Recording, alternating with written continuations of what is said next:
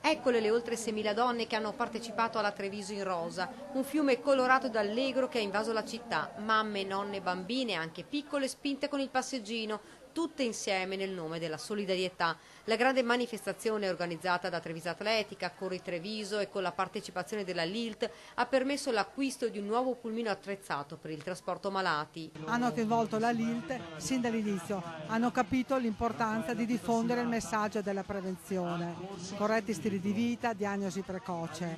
Per cui noi davvero ringraziamo gli organizzatori per averci coinvolto, per diffondere il nostro messaggio che è prevenire e vivere.